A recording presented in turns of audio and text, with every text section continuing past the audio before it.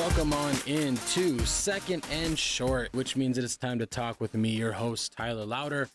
And Second and Short is the NFL premier podcast radio show. My thoughts on the Carolina Panthers' best move of the 2021 offseason is franchise tagging right tackle Taylor Moton. Taylor Moton last year had a Pro Football Focus grade of 81.2.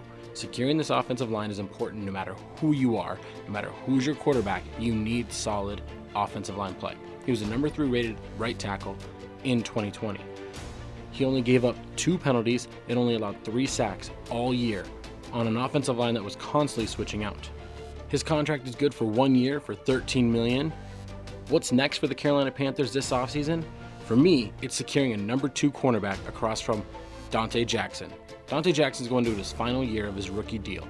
He'll be an unrestricted free agent in 2022, and they've got to capitalize and get him some help on the other side. The best offseason move in 2021 for the New Orleans Saints, for me, is re-signing quarterback Jameis Winston.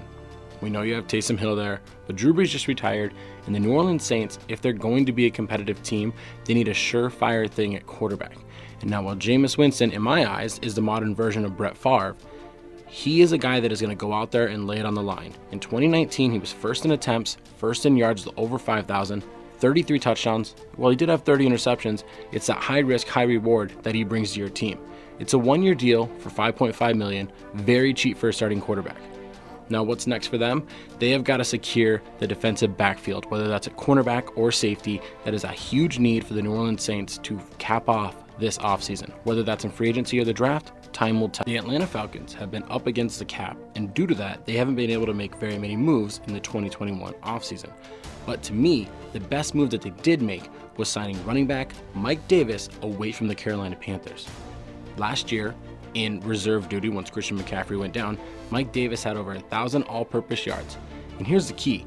He's a cheaper option, signing for 2 years, $5.5 million. He had a 75.1 Pro Football Focus grade. And on top of that, he had more targets and catches than Gurley and Brian Hill combined and produced almost the exact same amount of yards. It's a huge move for the Atlanta Falcons as they want to establish the run more. What's up next for them? Getting an edge rusher that they have missed for a very long time. That is something that they're going to have to address in the draft and kind of get some more production out of their guys in-house. But if they can go sign one of these free agents that fall through, that'd be a huge move for them. The defending Super Bowl champions are off to a great start in the 2021 offseason. For me, the best moves have just been keeping the band together. Shaquille Barrett, signed long-term.